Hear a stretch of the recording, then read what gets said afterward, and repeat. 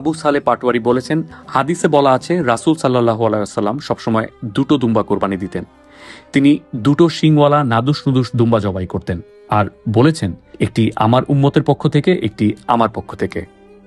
ইসলামী ফাউন্ডেশনের পরিচালক মুফতি মাওলানা মোহাম্মদ আনিসুর রহমান শিকদার ও মাওলানা মোহাম্মদ আবু সালে পাটোয়ারির মতে ইসলামী বিধান অনুযায়ী মাত্র 6 ধরনের পশু দিয়েই কোরবানি বৈধ।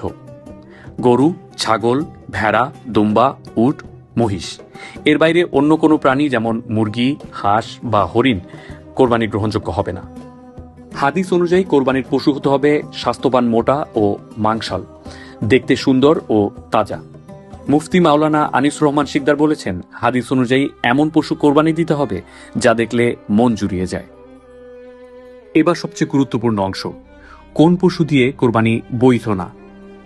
মাওলানা আনিসুর রহমান শিকদার বলেছেন, যে পশুর একটিও দাঁত নেই, কান নেই বা শিং ভাঙা, সেই পশু দিয়ে কোরবানি হবে না। এছাড়াও কোরবানের অনুপযুক্ত পশুর আরও কিছু বৈশিষ্ট্য রয়েছে। খোড়া বা ল্যাংড়া পশু, অন্ধ বা এক চোখ গুরুতর সমস্যা, খুব অসুস্থ বা দুর্বল পশু, এত শুকনো যে কেউ পছন্দই করবে না, যার কান বা লেজের বড় অংশ নেই, যার দাঁত নেই, যার গুরুতরভাবে শিং ভেঙে গেছে এবং হাঁটতেই পারছে না, এমন পশু। কিছু বিষয় আছে যেগুলো একেবারে হারাম না, কিন্তু এড়িয়ে চলা ভালো। এগুলোর মধ্যে রয়েছে পালের সঙ্গে চলে না এমন পশু, অস্বাভাবিকভাবে অঙ্গ কাটা যেমন জননাঙ্গ কাটা এবং দাঁত হারানো, অথবা স্তনবৃন্ত কাটা বা দুধ বন্ধ হয়ে গেছে এমন পশু।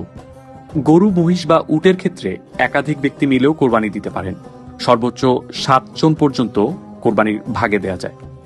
ইসলাম ধর্ম বিষয়ে বিশেষজ্ঞদের মতে পশু কেনার সময় শুধু দাম বা আকার নয়, ইসলামী নিয়মগুলো ঠিকঠাক মতো মেনে চলাটাই সবচেয়ে জরুরি।